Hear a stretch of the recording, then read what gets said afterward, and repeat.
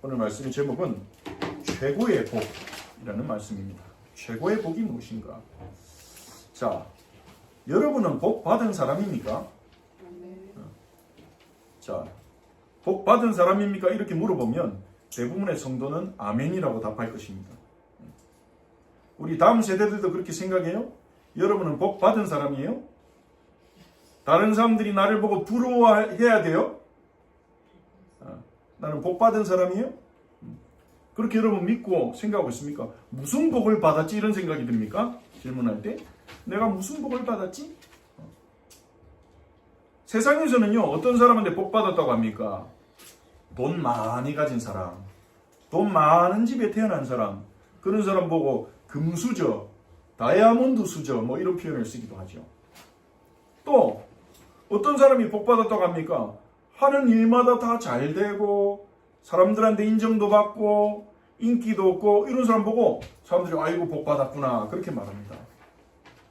그런 의미에서의 복은 어쩌면 여기 모인 우리에게 없을 수도 있습니다. 하지만 우리가 복 받았다고 믿는 것은 그것 때문이 아니죠. 하나님이 우리에게 주신 구원의 축복, 그것 때문에 우리가 복 받았다고 믿는데요. 그런데 문제는 우리가 복을 받았다고 믿는다면 정말 여러분은 자부심 있나요? 여러분 주변에 믿지 않는 사람들이나 나를 알고 있는 사람들 앞에서 나는 정말 복 받은 사람이라고 당당하게 고백하고 또 그들 앞에서 꿀리지 않는 그런 자부심이 있습니까? 그리고 기쁨이 있습니까? 여러분 삶에 나는 정말 복을 너무 많이 받았어. 이런 기쁨이 여러분 마음에 있습니까? 오늘 예수님의 말씀을 들으면서 여러분이 정말로 복 받았다는 사실을 다시 한번 깊이 깨닫고 기뻐하고 즐거워하는 시작이 되기를 바랍니다. 자, 마태복음에 있는 마태복음에는 5가지 가르침이 있습니다. 마태복음 시작할 때 잠깐 말씀드렸던 것 같은데요. 마태복음은 다른 복음서와 마가복음이나 누가복음이나 요한복음과 다른 특징 중에 하나가 마태복음은 예수님의 가르침들이 예수님의 설교 내용들이 굉장히 체계적으로 조직적으로 잘 모여 있어요. 크게 5개의 덩어리가 있습니다. 예수님의 가르침 묶음이 5개가 등장하는데요.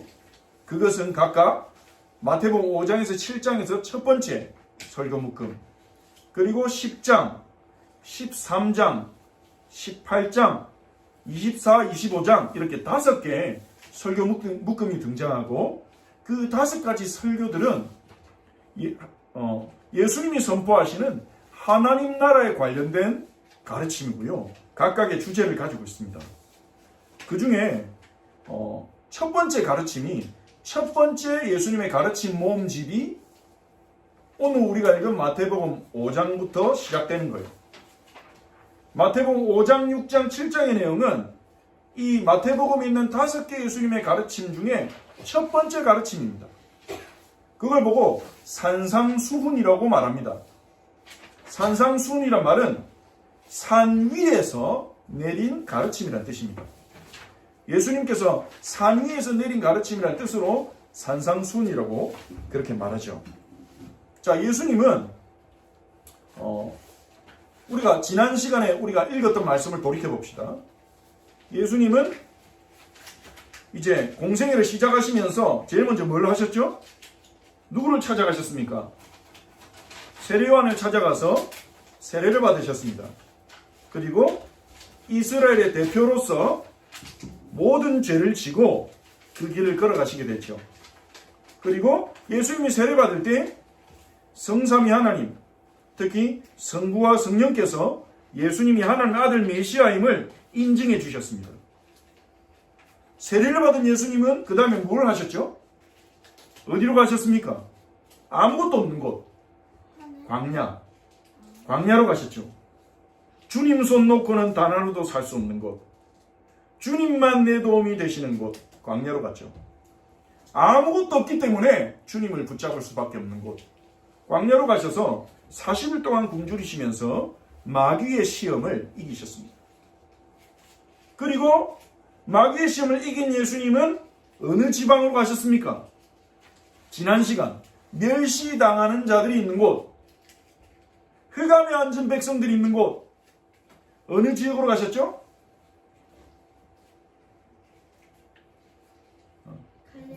갈릴리로 가셨죠. 갈릴리. 예수님이 갈릴리로 가신 이유가 뭡니까?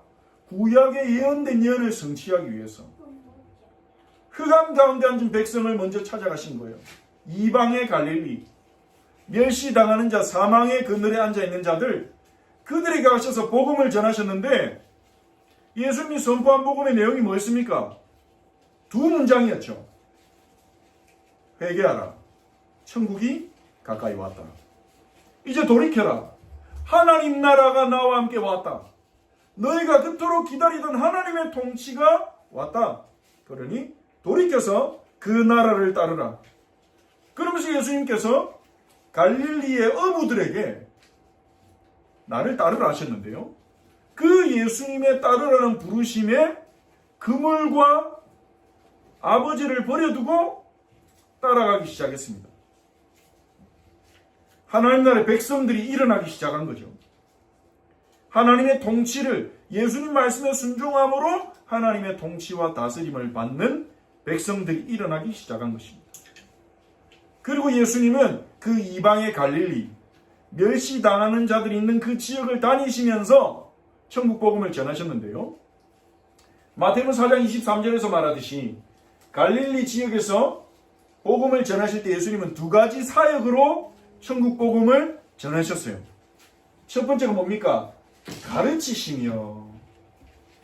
예수님의 천국 복음은요, 가르치는 사역이 있었습니다.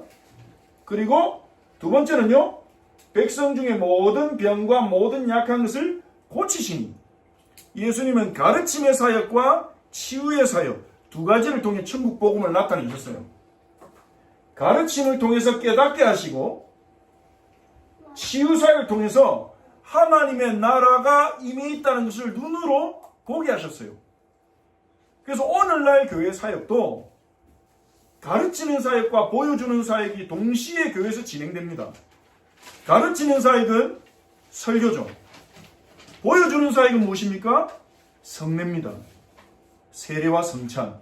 그걸 통해 하나님의 나라가 어떻게 임했는지, 어떤 방식으로 임하는지를 가르치고 배우고 보면서 우리는 천국 복음을 받아 나가는 거예요.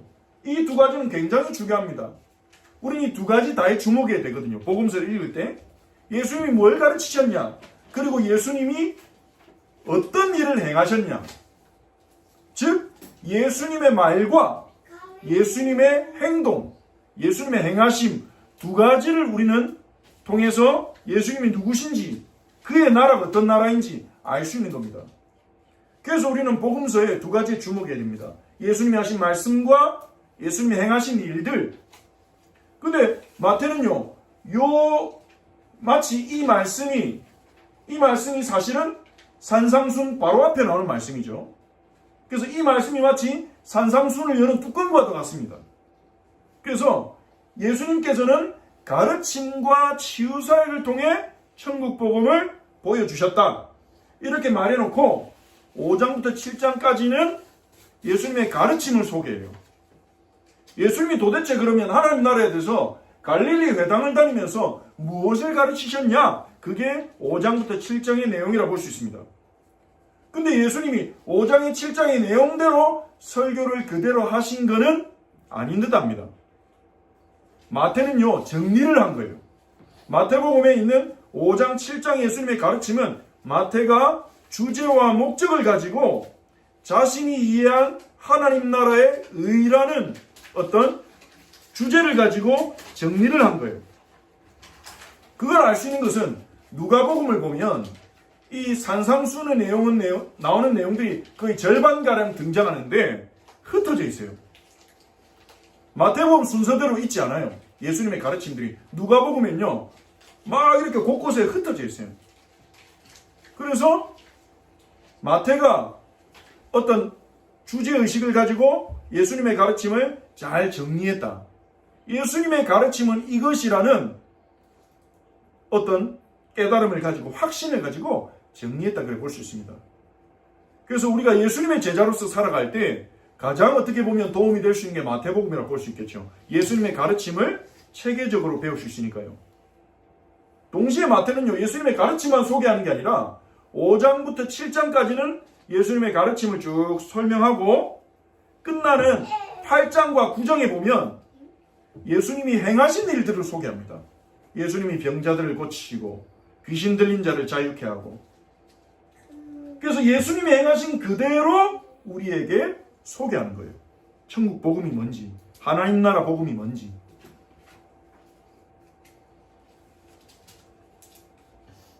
자, 마태복음 5장 1절 2절로 시작합니다. 산상수훈은요. 예수께서 무리를 보시고, 이 무리는 누구겠습니까? 우리 앞장에 읽은 4장 23절에서 25절에 보면 예수님의 소문이 퍼지면서 예수님께 치유를 받기 위해서 갈릴리 지역, 갈릴리 아래쪽에 있는 유대와 사마리아 지역, 북쪽에 있는 시리아 지역, 10개의 도시 데카폴리스, 여기서 사람들이 막 병자들을 데리고 오고 병자들이 예수님을 만나러 막 왔죠. 수많은 무리가 모였어요. 가난하고 병들고 절망에 빠져있고 사람들한테 무시받고 멸시당하던 수많은 사람들이 예수님 만나러 온 거예요. 병 고쳐달라고. 근데 그들은 사실은 진짜 자기들이 치유받아야 될 병이 뭔지 몰라요. 자기 몸의 병은 치유받고 싶지만 어떤 사람들은요, 진짜 치유받아야 될 병이 자신의 영적인 병, 마음의 병이라는 사실을 모르고 온 사람들도 있을 거예요. 우리가 육신이 건강해진다 한들 하나님을 만나지 못한다면, 그 하나님과의 관계가 회복되지 못한다면 이 땅에서 조금 육신 덜 불편하게 살다가 어느 날 심판대 앞에 서는 거에 불과하지 않습니까? 병 치유는 중요합니다. 우리가 이 땅에서의 편안하고 안락한 삶을 위해서. 하지만 우리 육신의 병이 치유된다 할지라도 우리의 영이 하나님을 만나지 못하고 그분을 알지 못하고 그분과 교제하지 못하고 있다면 그것은 진정한 건강이라 할 수 없겠죠. 예수님이 그 무리를 보시며 얼마나 불쌍히 여기셨겠습니까? 그리고 산에 올라가 앉으셨습니다. 산에 올라갔다. 이게 강조되는 거죠. 산에 올라갔다. 상상해 보세요. 예수님이 높은 산은 아닐 겁니다. 이 가버나움 북쪽에 있는 언덕이나 이런 동산을 가리킬 수도 있습니다. 어느 산인지는 말하지 않거든요. 그게 중요하지 않습니다. 예수님이 산에 올라가 높은 곳에 딱 앉으셨고 무리들은 저 밑에 모여서 예수님을 보면서 우리 좀 고쳐주시고 또 어떤 가르침을 주실려나 기다리고 있고, 예수님의 제자들이 예수님 앞으로 이렇게 딱 나온 거죠. 예수님 앞에 딱 둘러앉았겠죠. 자, 산에 올라갔다. 유대인들에게 뭔가 연상된 게 있지 않겠습니까? 마태가 이 산에 올라갔다는 표현을 집어넣은 것은 유대인들에게 뭔가를 떠올리는 거죠. 연결시키는 거예요. 뭐하고 연결시키는 거겠어요? 과거 이스라엘 백성이 이집트로부터 구원을 받고 시내산에 이르렀을 때 시내산에서 꼭대기에서 여호와 하나님이 십계명의 말씀을 선포하셨죠. 유대인들에게 그것을 연상시키는 장면이 아니겠습니까? 우리도 구약을 알고 있다면 산에서 말씀하셨다고? 산 꼭대기에서 말씀하셨다고? 자기 백성들에게 시내산에서 말씀하신 장면을 연상시키는 장면이죠. 너무 뜬금없지 않냐? 마태는요, 그런 장치를 미리 심어놨어요. 예수님을 여호와 하나님이라고 유대인들이 연결시키게 하는 장치들이 있어요. 마태복음 1장에 족보 있죠. 아브라함과 다윗의 자손 예수의 족보라. 족보는요, 유대인들에게 창세기입니다. 창세기의 70인역 헬라 제목이 게네시스입니다. 이게 영어 성경 창세기 제목 제너시스가 됐죠. 게네시스, 족보입니다. 계보입니다. 창세기는 족보책입니다. 10개의 족보가 등장해요. 그러니까 벌써 유대인 독자들은 마태복음 읽으면서 족보? 거기다 2장에 또 뭐가 나옵니까? 예수님이 아기 때 예수님의 보호자 예수님을 법적 아버지인 요셉에게 천사가 계시합니다. 헤롯이 아기를 죽이려고 하니 이집트로 가거라. 그래서 예수님이 이집트로 갑니다. 그리고 헤롯이 죽었다는 걸 알고 역시 천사의 계시를 받고 이집트로부터 나옵니다. 출애굽. 굳이 그 기사를 소개하고 있다니까요. 예수님이 이집트로부터 나온 것을 다른 복음서 기자는 언급하지 않는데, 그것은 예수님이 새로운 출애굽의 주역이라는 것을 마태가 유대인 독자들에게 말하고 있는 거예요. 창세기, 출애굽기, 거기다가 산에 올라갔다. 뭘 말하고 싶은 겁니까? 예수님은 그냥 랍비가 아니라는 거예요. 예수님은 아브라함의 약속된 자손이자 다윗의 자손 왕이시며, 그리고 천사가 말하는 것을 인용하지 않습니까? 처녀가 잉태 아들 낳으니 그 이름을 임마누엘이라 했지 않냐? 이분이 바로 임마누엘이다. 우리와 함께 하시는 하나님이다. 과거 이스라엘 여호와께서 시내산에서 구원받은 자기 백성에게 언약의 말씀들을 선포하셨듯이, 이 예수님께서는, 임마누엘이 하나님이신 예수님께서는 산에 앉으시고 자기를 따르는 새 언약의 백성들, 제자들에게 새 언약의 계명들을 선포하셨다. 그럼 산상수는 뭐가 되는 겁니까? 새 언약의 계명들인 거죠. 하나님 나라의 계명이 되는 거예요. 하나님께서 주시는 말씀이 되는 겁니다. 산상수훈이요. 지키면 좋은 교훈 정도가 아니라 하나님의 백성들이 생명 걸고 지켜야 되는, 따라가야 되는 말씀이 되는 거죠. 예수님은 입을 열어 가르치십니다.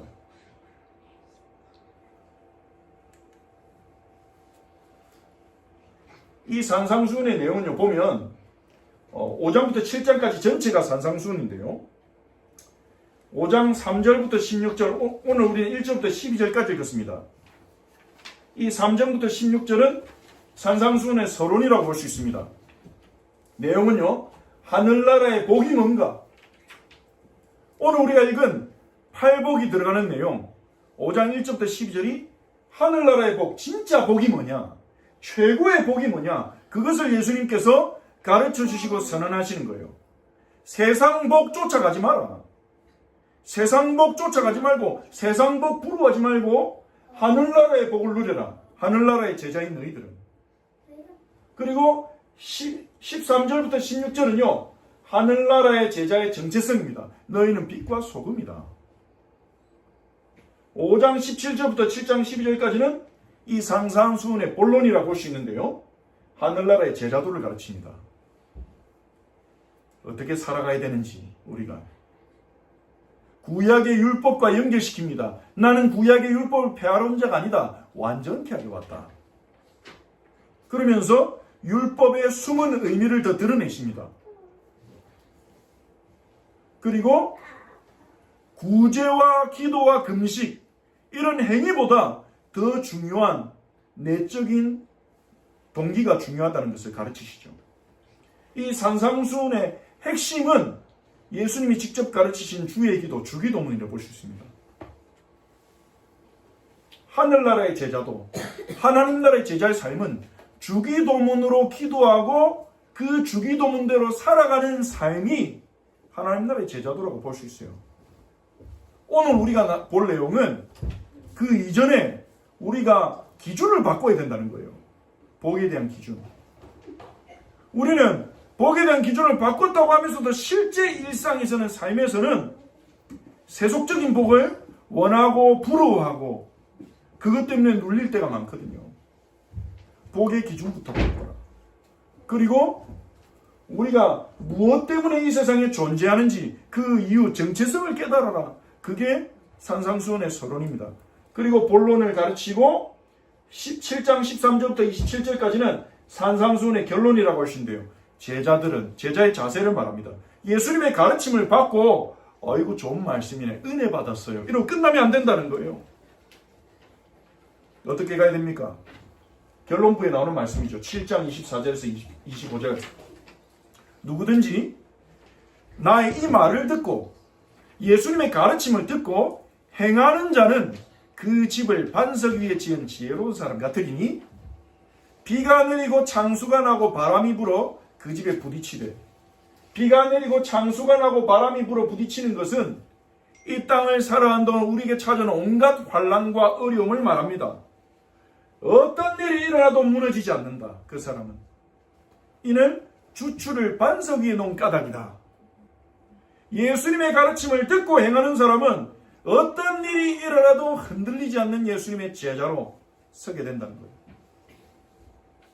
그래서 산상수훈은요, 하늘나라에 대한 가르침입니다. 산상수훈의 주제는 하나님 나라예요. 하늘나라, 하나님 나라예요. 하나님 나라의 제자도를 가르치는 겁니다. 하나님 나라의 제자들은 무엇을 믿고 어떻게 살아가야 되느냐. 그리고 이 산상수훈은요, 예수님의 인격 그 자체입니다. 예수님 자체가 하나님 나라시거든요. 예수님은 하나님 나라 왕이시면서 하나님 나라이십니다. 하나님의 나라를 받는 유일한 방법은 하나님 나라의 왕이신 예수님을 나의 구주로 믿고 고백하고 그분을 따라가는 거예요. 예수님은요, 나를 믿으라 하지 않았습니다. 나를 따라오라 하셨어요. 물론 나를 믿으라 하기도 했죠. 근데 오늘 우리가 읽는 마태복음에서 예수님은 제자들에게 나를 따라오라고 하셨어요. 예수님을 믿는다는 것은 어떤 행위들을 하는 게 아닙니다. 어떤 사람들이 예수 믿는 것을 행위로 생각합니다. 영접 기도를 하고 주일이 되면 교회를 가고 수요 금요 예배드리러 가고 헌금을 드리고 봉사를 하고 전도를 하고 밥 먹을 때 기도를 하고 그게 예수 믿는 거라고 동일한 것으로 생각하는 신자들이 많습니다. 근데 맞아요. 근데 그 이전에 그 행위들 이전에 예수 믿는 거는요, 예수님을 따라가는 것은요, 예수님을 알아가야 돼요. 예수님을 알아가야 돼요. 예수님을 사랑해 가야 돼요. 그리고 그분의 가르침이 무엇인지 배워나가야 돼요. 그리고 그 가르침에 순종해 나가야 되는 것입니다. 그렇지 않는다면 마태복음 7장에서 예수님은 경고하십니다. 나를 주여 하지만 나는 그들을 모른다. 아니 우리가 주의 이름으로 전도도 하고 주의 이름으로 많은 일을 하지 않았습니까? 나는 너희를 모른다. 무서운 말입니다. 우리가 예수님을 알아가고 예수님의 가르침을 배워나가고 그 예수님의 순종하는 그 제자도, 하나님 나라의 제자도 이것을 놓친다면, 이것을 놓친 채 누군가를 따라 교회에 가고 그냥 교회에서 가르치는 대로만 신앙생활을 하고 있다면 위험해질 수도 있다는 거예요.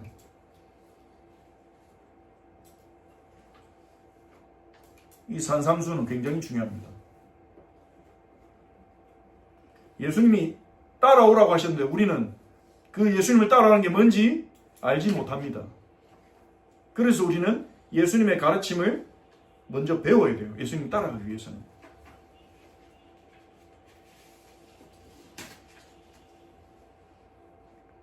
그래서 오늘부터 시작된 이 산상수훈을 여러분이 계속 읽고 묵상하고 이것을 어떻게 받아들이고 살아갈 것인지를 여러분이 계속 마음에 담으시기를 바랍니다. 너무나 복된 시간입니다.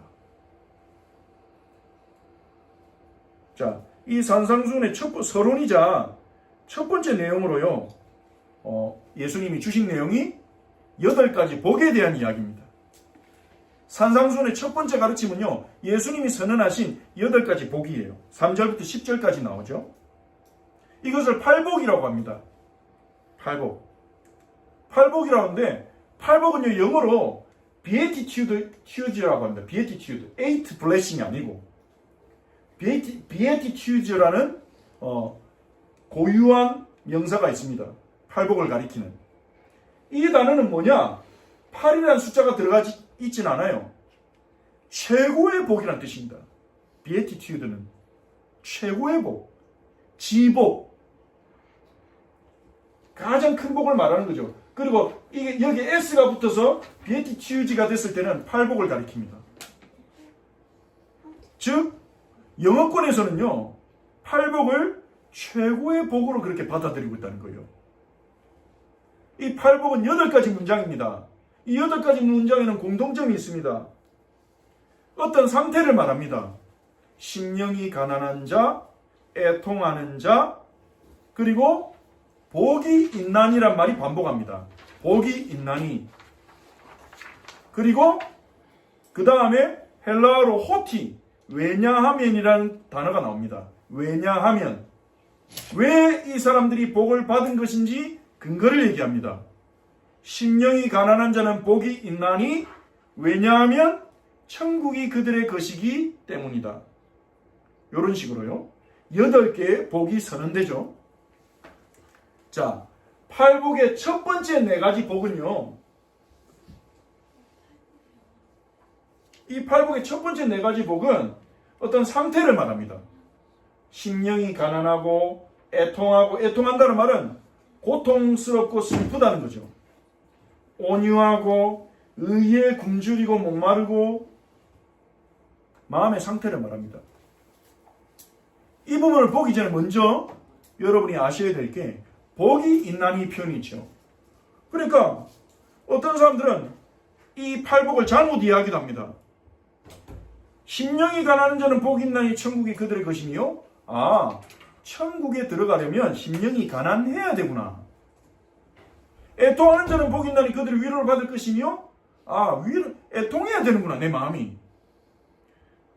마치 우리가 해야 되는 어떤 리스트처럼 복을 받기 위해, 천국에 들어가기 위해 지켜야 되는, 마치 십계명 같이 지켜야 되는 리스트처럼 팔복을 이해하기도 합니다. 근데 그것은요, 올바른 이해라고 볼 수가 없습니다. 왜냐하면 복이 있나니라는 이 단어는요, 헬라어 마카리오스라는 단어를 번역한 것입니다. 마카리오스. 원문 성경에는 복이 있나니를 복수형으로 번역해서 마카리오이 그렇게 말씀하십니다. 예수님은요, 마카리오이 이렇게 시작하시는 거예요. 팔복을. 마카리오이. 근데 이 마카리오의 그 원 단어인 마카리오스는요, 히브리어로 아시레이라는 단어를 번역한 겁니다. 그 아시레인 단어는 시편 1편에 등장하는 말씀입니다. 복 있는 사람은 할 때. 그 복 있는. 그리고 예수님도 심령이 가난한 자는 복이 있나니. 같은 표현이죠. 그래서 제가 주보와 함께 여러분 나눠드린 그 문서를 보시면 팔복 양식이라고 되어 있습니다. 헬라어로 마카리오스라고 번역된 그 단어들이 등장한 구절을 다 찾아놨어요. 나중에 여러분이 이번 주간에 이것을 묵상하시면서 성경이 말하는 복된 상태가 무엇인지 여러분이 한번 정리해 보시라고 이렇게 선물로 제가 준비를 했습니다. 말씀을 준비하면서요. 자, 복이 있나니 마카리오스, 그 말은 이렇게 하면 복 받는다 그런 표현이 아닙니다. 다른 단어가 있어요. 헬라어로 율로게네스라는 다른 단어를 씁니다. 마카리오스는 어떻게 번역이 더 정확하냐? 축하받아 마땅한, 행복한, 이렇게 번역하여 마땅해요. 복의 기준이라는 거죠. 이렇게 하면 복을 받는다가 아니라 복의 기준이라는 거예요. 즉 심령이 가난하면 천국 들어갑니다, 이 말이 아닙니다. 심령이 가난한 자야, 당신은 행복한 자다. 당신이 최고로 복받은 자다. 애통하면 위로를 받는다, 이 말이 아닙니다. 애통하고 있는 자야, 당신은 기뻐해라. 행복한 사람이다. 당신은 축복을 받은 사람이다. 이렇게 예수님이 선언하고 계신 거예요. 뭐가 복인지를 말씀하시는 겁니다. 어떻게 해야 복 받는지 리스트가 아니라 최고의 복을 선언하고 있는 거예요. 마카리오에 당신들이 복 있는 자다. 자, 그런데 그래서요, 이 팔복은 어떻게 하면 복 받는지를 알려주는 방법이 아니라, 율법이 아니라, 하나님 나라가 우리 안에 들어오면 우리 안에 어떤 일이 일어나는지를 보여주는 거예요. 어떤 변화가 일어나고 어떤 상태가 되는지를 보여주는 겁니다. 좀 더 자세히 봅시다. 자, 팔복의 첫 번째 4가지 복은 이렇게 마음의 상태인데 여러분 한번 생각해 보세요. 심령이 가난하다, 영이 가난하다는 건데요. 영이 가난하다는 말은 무슨 말입니까? 자신감이 없고, 가난하다는 말은요, 이제 억눌려 있고, 비참하고, 연약하고, 영이 가난하다, 마음이 가난하다는 말은 자신감이 없고, 눌려 있고, 연약하고, 이런 상태를 말하는 거란 말이에요. 애통한다는 말은 슬프고 고통스러워하는 거예요. 마음이 상한 거예요. 온유하다. 온유하다는 말이 좋게 말하면 굉장히 부드럽고 겸손한 성품을 말하지만 자신감이 없는 것일 수도 있습니다. 자기 표현도 못하고 맞서 싸우지 못하고 예수님 당시에도 열심당들은요. 이스라엘 되찾자 이러면서 칼 들고 나가서 맞서 싸웠는데 어쩌면 온유한 자들은 그렇지 못하고 가만히 기다릴 수밖에 없는 하나님을 바라볼 수밖에 없는 하나님께 부르짖을 수밖에 없는 연약한 자를 말하는 것 같습니다. 의에 줄이고 목마른 자 여기서 말하는 의는 정의라고 볼 수 있습니다. 불의를 겪고 불의한 일을 겪고 억울해가지고 언제 이 정의가 이루어지냐 나 억울하다 억울한 일을 당한 사람들 세상에 정의가 어딨냐 이렇게 부르짖는 사람들 자 이런 사람들이 이런 사람들을 우리는 복받은 사람이라고 생각합니까? 아니죠. 오히려 반대로 생각하지 않습니까? 아이고 안 됐다 이러면서 저렇게 살면 안 되는데 이렇게 생각하는 사람의 리스트가 아니겠습니까? 그런데 예수님 앞에 앉아있는 제자들을 포함하는 모든 무리가 이런 사람들이었어요. 이방인으로서 갈릴리의 어부로서 인정받지 못하고 겨우겨우 먹고 살아가고 수시로 자존심 상하는 일이 생기고 마음이 깨지고 자신의 질병, 사랑하는 사람의 질병으로 인해서 마음이 아프고 고통스럽고 나라는 뺏겼고 이스라엘 로마의 속국이고 언제 우리는 해방받냐? 아무리 기다려도 안 되고 뭔가를 할 수 있는 힘도 없고 너무 억울하고 불의를 많이 겪는데 내가 어떻게 바꿀 방법은 없고 절망한 자들, 멸시받는 자들, 좌절한 자들, 힘없는 자들, 미련한 자들. 그런데요, 왜 이들이 복 있는 자입니까? 예수님을 만났어요. 지금 누구 앞에 앉아 있습니까?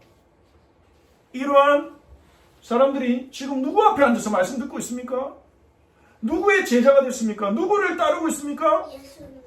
예수님을 만났어요. 하나님을 만났어요. 그러니 이것을 부끄러워하지 마라. 심령이 가난한 그것이 복되다. 최고의 복이다. 네 마음이 깨어지고 자존심도 무너지고 무력감을 느끼고 나는 할 수 없어. 그래서 네 마음이 낮아지고 겸손해지고 하나님을 바라보다가 하나님께 부르짖다가 그가 보내신 메시아 예수를 만나 너는 그의 백성이 되어 천국을 소유하게 되지 않았냐. 심령이 가난한 게 최고의 복이야.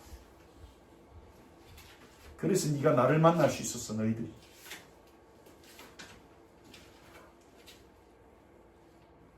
하나님의 나라는 하나님의 통치를 의미합니다. 하나님의 통치는요, 자신을 믿지 않고 자신의 판단을 의심하고 자신의 능력의 의문을 제기하는 겸손한 자들. 하나님의 도움이 없이는 나는 살아갈 수 없다. 주님의 은혜 없이는 나는 설 수 없다고 인정하는 그 사람에게 임합니다. 하나님이 사울이 아니라 다윗을 쓰신 이유도 그것입니다. 다른 사람 볼 때는 너무 사람이 뭔가 자신감이 없나 싶을 정도로 결정할 때 하나님 앞에 물어본 다윗.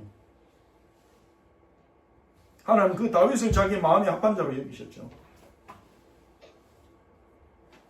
왜 그렇습니까? 하나님은 우리와 교제하기를 원하십니다. 우리가 하나님을 보기를 원하십니다. 나를 좀 봐라. 내 영광을 봐라. 내가 너를 얼마나 사랑하는지 봐라. 하나님, 우리가 그의 음성을 듣기를 원하십니다. 내가 너에게 진리를 알려주지 않냐? 빛을 비추지 않냐? 내 음성을 들어라. 그런데 심령이 부유한 자들은요, 자기 인생이 자기 뜻대로 잘 되고 좋은 집에 태어나서 공부도 잘 되고 머리가 좋아서 좋은 성적 얻고 내가 노력하는 대로 뭔가 일이 다 풀리고, 그래서 인생은 노력하면 되는구나. 안 되는 사람은 노력 안 해서 그런 거야. 진짜 제대로 노력 안 해서 그런 거야. 그렇게 생각하고 있는 마음이 견고하고 부유한 자들은 하나님의 나라를 찾지 않습니다. 하나님 나라를 구하지 않습니다. 자신의 뜻대로 인생이 되는 것 같거든요. 그게 복입니까? 예수님 복이 아니라고 말하는 거예요. 우리는 그렇게 되기를 원해요. 우리 자녀들이 공부도 잘하고 하는 일마다 잘 되고 원만하고 어려움을 안 겪고. 근데 그게 복입니까? 예수님은 그래가지고는 천국을 소유할 수 없는데, 너희는 천국을 소유했지 않냐 지금. 애통하는 자는 복이 있나니. 우리는 고통을 안 겪고 싶어요. 근데 고통은요, 우리를 치유로 이끕니다. 우리는 병이 있는지도 모르다가 몸이 아파올 때 그제서 병원 갑니다. 병을 발견하죠. 그래서 치유할 수 있습니다. 안 아픈 거, 고통이 없는 병이 더 무서운 거예요. 고통은 저도 싫어요. 누가 고통을 좋아하겠습니까? 아픈 거. 그런데 고통은요, 치유의 시작입니다. 고통은요, 나의 연약함을 알게 해요. 내가 얼마나 연약한지. 어느 날 갑자기 머리가 띵한데 이유를 몰라요. 우리는 시간 지나면서 없어지면 땡큐고 계속 아프면 병원 가야 되는 거죠. 고통은 우리의 연약함을 알립니다. 우리는 괜찮은 존재, 힘 있는 존재, 잘 살 수 있는 존재처럼 착각하다가도 어느 날 질병이 덜컥 오면, 어느 날 문제가 덜컥 오면 그제서야 깨닫습니다. 그래도 못 깨닫는 사람도 있습니다. 남 원망하고 다른 사람 탓하고, 그제서 깨닫는 거예요. 그 고통 가운데 예수님을 만나서 이제는 하나님의 위로를 받는 것입니다. 그리고 온유한 자, 아무것도 하지 못하던 자들이 이제는 하나님을 만나서 하나님을 기다리며, 하나님이 땅을 기업으로 주실 것을 기다리며 믿음으로 살아가는 것입니다. 온갖 방법과 내가 쓸 수 있는 권력과 모든 힘을 동원해가지고 일을 이루는 게 아니라, 자, 이 얘기는 예수님의 얘기 아닙니까? 예수님은 누구보다 심령이 가난하시고 하나님의 아들이시면서 아버지께서 말씀하시지 않으면 말하지 않으셨어요. 아버지께서 행하라고 하시는 것만 행하셨어요. 그리고 예수님은 누구보다 온유하셨어요. 마귀가 아무리 유혹해도 성전에서 한 번만 뛰어내리면 사람들이 당신을 메시아로 인정하지 않겠냐. 한 번만 절하면 온 세상을 다 주겠다. 예수님은요, 말씀대로 나는 아버지를 의지한다. 아버지를 시험하지 않을 것이다. 나는 아버지의 때를 기다릴 것이다. 아버지의 방법으로 갈 것이다. 의에 줄이고 목마른 자, 하나님의 의가 이 땅에 이루어지도록 갈급함으로 예수님은 사셨고 배부를 것이라는 약속이 주어집니다. 자,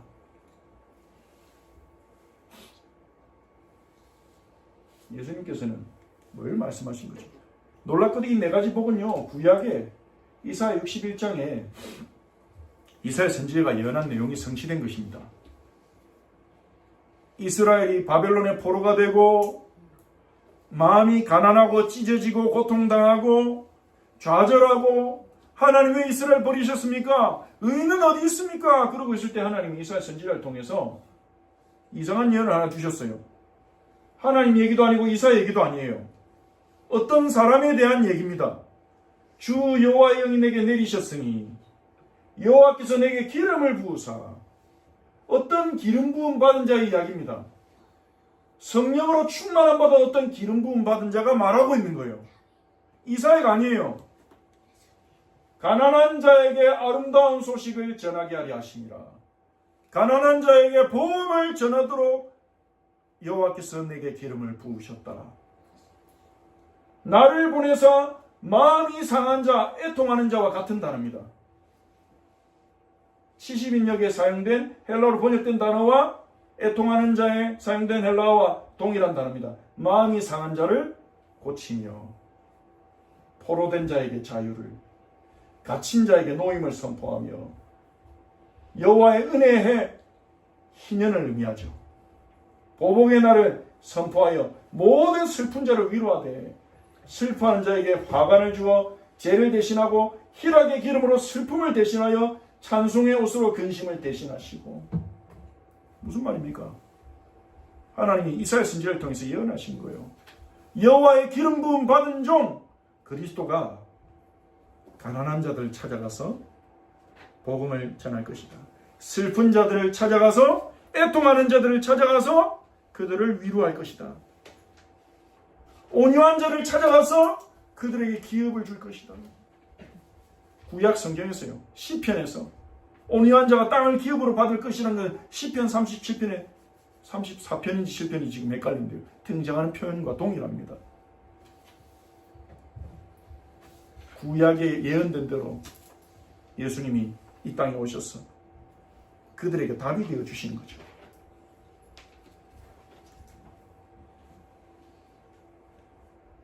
그래서 이 팔복이 말하는 것은 무엇입니까? 세상과 반대되는 얘기예요. 세상의 복을 뒤집는 얘기예요. 예수님을 만난 게 복이라는 겁니다. 임마누엘의 주님의 말씀을 듣고 있는 게 복이라는 겁니다. 지금 너희가 내 앞에 앉아서 말씀을 듣고 있는 그것이 최고의 복이다. 너희가 심령이 가난하지 않았으면 여기 있겠냐? 너희가 애통하지 않았으면 여기 있겠냐? 온유하지 않고 의에 줄이고 목마르지 않았으면 여기 있겠냐? 근데 지금은 그러하지만 너희가 나를 만났으니 너희는 이제 천국이 너희 것이다. 아버지께서 너희를 위로하실 것이다. 이 위로는요, 종말론적으로 마지막 때 하나님이 우리의 눈물을 다 닦아주시는 것으로 완성되겠지만 이 땅을 살아간 동안도 위로하십니다. 그리고 땅을 기업으로 받을 것이다. 하나님이 우리에게 필요한 것뿐만 아니라 우리를 통해 이 세상을 살리도록 기업을 주실 것입니다. 그리고 배부를 것이다. 의에 줄이고 목마른 자가 배부르게 된다는 것은요, 하나님의 공의를 보게 될 거라는 거예요. 억울한 일을 하나님 풀어주신다는 거예요. 우리의 억울함을. 천국에 들어가는 사람들의 상태를 말합니다. 이게 최고의 복입니다.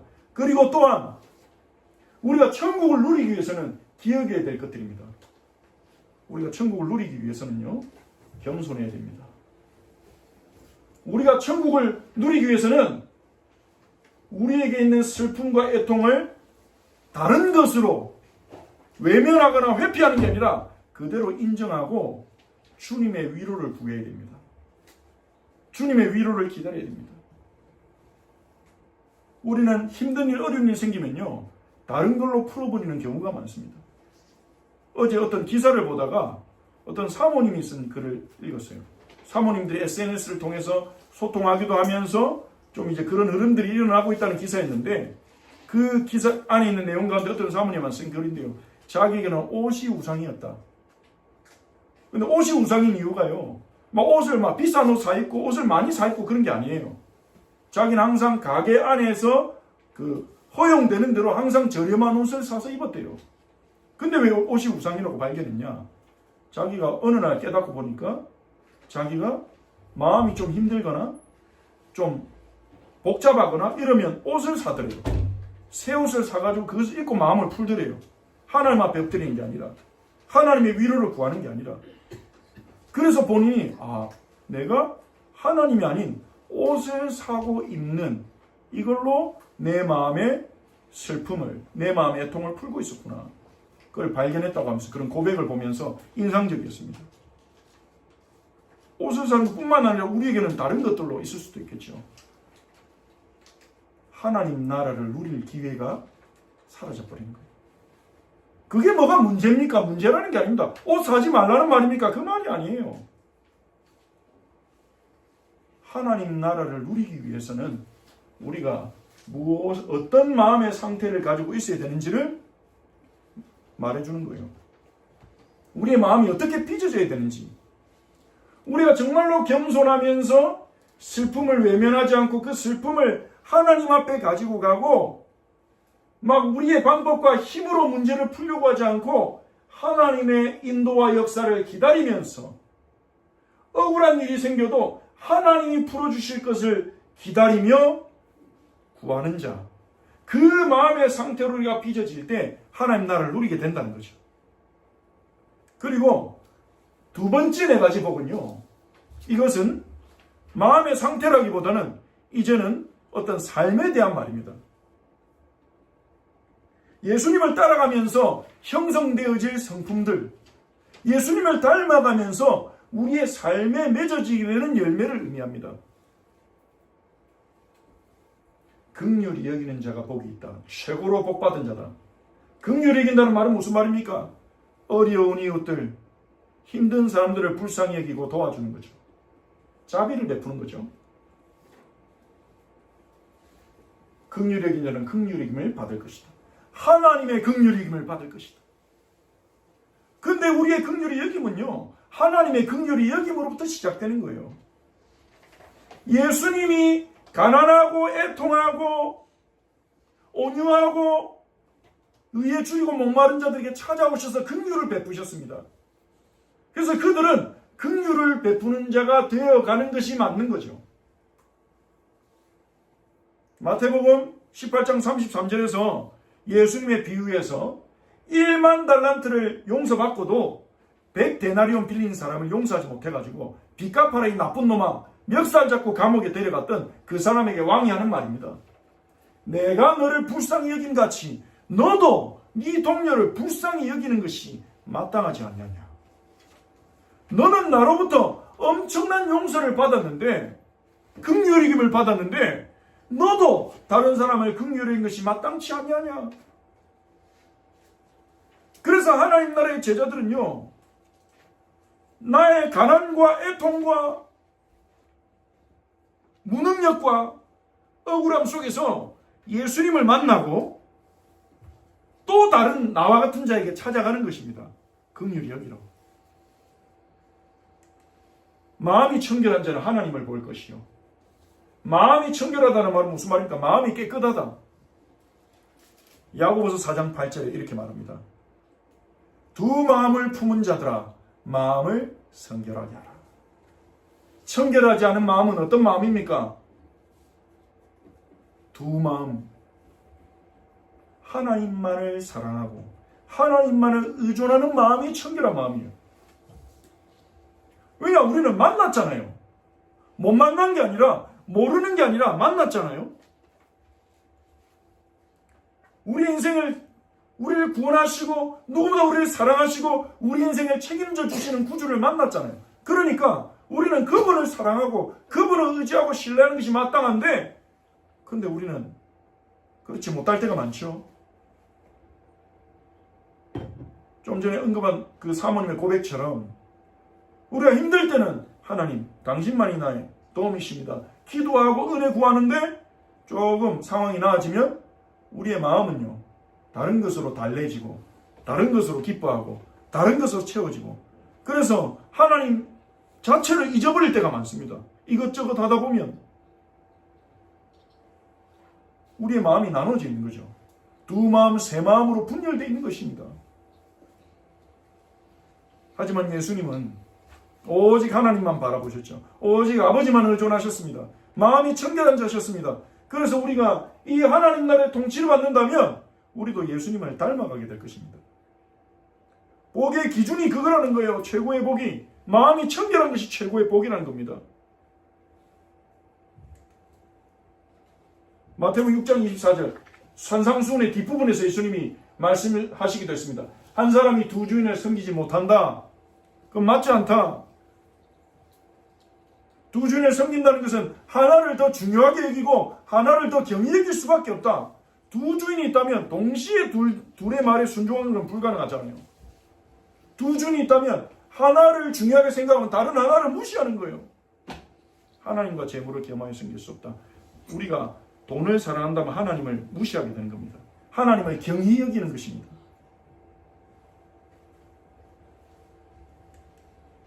화평하게 하는 자는 복이 있나니 하나님의 아들의 일컬을 받을 것이다. 피스메이커죠. 예수님은 평화를 주러 오신 분이고 화평하게 하신 분입니다. 하나님의 원수인 우리가 하나님과 화평하도록 어떻게 우리가 화평케 한 자가 될 수 있습니까? 에베소서 2장 14절에 그는 우리의 화평이신지라. 예수님이 우리의 화평입니다. 예수님만이 화평케 해요. 화평케 하는 자는 단순히 화해시키자, 싸우면 화해시키자, 싸우면 안 돼요, 싸우지 마세요, 그런 것도 맞습니다. 화평케 한 자가 맞겠죠. 그런데 그렇게 한다고 싸움이 그치지 않습니다. 어떤 사람이 화평케 되기 위해서는요, 화평이신 예수님을 만나고 그분과 인격적으로 교제해야 하나님과의 관계가 해결되고 하나님과의 관계가 회복돼야 그의 마음에 참된 예수님의 성품들이 회복되면서 이웃과의 관계도 회복될 수 있습니다. 그게 아니라면 우리는요, 이 복음을 통해 예수께서 이루시는 화평을 우리가 알고 전하지 못한다면 우리는 가족 간에 또 이웃 간의 화평을 위해서 우리가 중간에서 끼어서 너무 이쪽에도 휩쓸리고 저쪽에도 휩쓸리고 이것도 아니고 저것도 아니고 그렇게 끌려다니게 될 수밖에 없어요. 화평케 한 자가 되라는 말은 양쪽 다 눈치 보고 중간에서 스트레스 받아라 그 말이 아닙니다. 화평이신 예수님을 전하고 그 화평이신 예수님을 누리고 복음을 통해 참된 화목과 화평을 이루는 거죠. 그리고 의를 위하여 박해를 받는 자는 복이 있나니 그렇죠. 여기서 말하는 의는 뭐를 말하겠습니까? 예수님을 향한 충성입니다. 예수님을 향한 사랑입니다. 우리가 정말 예수님 사랑하고 예수님 충성하고 복의 기준을 바꾸고 세상적인 복의 기준이 아니라 최고의 복은 팔복이야. 최고의 복은 예수님이 복이라고 선언하시는 팔복이야라고 믿고 우리가 우리 안에 일어나는 하나님 나라를 느끼면서 사랑하면서 지켜보면서 살아간다면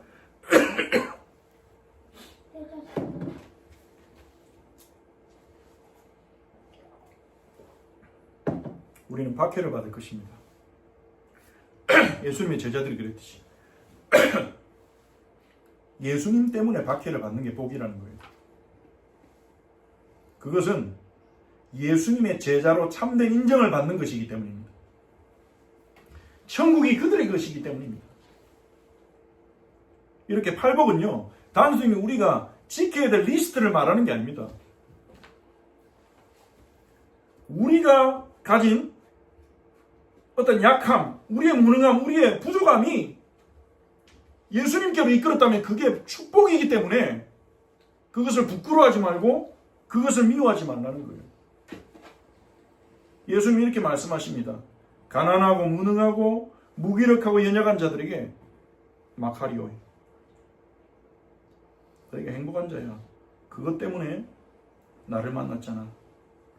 그것 때문에 너희가 지금 예배 자리로 나왔잖아. 그것 때문에 나의 말을 듣고 있잖아. 하나님을 의존하는 그 마음 상태를 계속 기억해라는 거예요. 부유해진다고 놓치지 말고. 잠언 30장에 야의 아들 아굴의 잠언이 나옵니다. 그 아굴은 이렇게 고백합니다. 내가 평생에 두 가지를 구합니다. 첫 번째는 거짓말하고 살지 않게 해주시고, 두 번째는 가난하지도 부유하지도 않게 해주십시오. 가난해서 도둑질하게 되지도 않고, 부유해서 하나님이 없다 하지 않도록, 하나님 모른다 하지 않도록 가난하지도 부유하지도 않게 해주십시오. 야게 아들 아굴은요 그렇게 하나님께 기도합니다. 그리고 팔복은 우리의 마음이 어떻게 비춰질지를 알려줍니다. 우리가 예수님을 사랑하고 예수님과 동행할 때, 그래서 이거는 분별하게 해주는 사인이에요. 우리가 신앙생활 잘하고 있다면 우리는 긍휼히 여기는 자가 되어져 갈 것입니다. 우리가 예수님과의 관계가 올바르다면 우리는 마음이 청결해지게 될 것입니다. 하나님을 보게 된다면 하나님을 어떻게 봅니까? 하나님을 경험하고 알게 된다는 거죠. 마지막 때는 우리가 천국에서 하나님 나라에서 눈으로 보는 것처럼 하나님을 더 선명하게 알게 될 것이지만요. 우리가 예수님을 사랑하고 예수님과 동행하고 신앙생활 잘하고 있다면 화평하게 되는 자가 되어가고 있을 것입니다. 이 팔복은요, 복의 기준이자 우리가 예수님의 제자로서 어떻게 살아야 되는지 알려주는 이정표와 같다고 볼 수 있습니다. 한 개 더 나옵니다. 11절, 12절에 보면요. 복이 있나니까 한 개 더 나오는데, 그럼 구복 아닙니까? 팔복이 아니라 마지막 것은 8번째 복을 부연 설명해 주는 거라고 볼 수 있습니다. 기억하십시오. 우리는 최고로 복을 받은 사람입니다. 자, 왜 그렇습니까?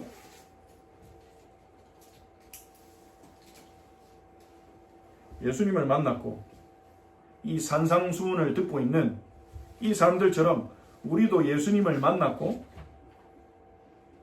예수님 제자가 됐고 지금 예수님 말씀을 듣고 있잖아요. 그리고 우리는 성령의 도우심을 받아서 이 복된 삶을 앞으로 살아갈 것입니다. 지금까지도 살아왔고 앞으로 더욱 계속 살아가고 살아내게 될 것입니다. 그런데 마태복음 5장 11절 12절에서 말하듯이요. 예수님이 이렇게 말씀하십니다. 나로 말미암아 너희를 욕하고 박해하고 거짓으로 너희를 거슬러 모든 악한 말을 할 때에는 너희에게 복이 있나니. 8번째 복에서 말씀하신 거죠. 의를 위하여 박해를 받은 자.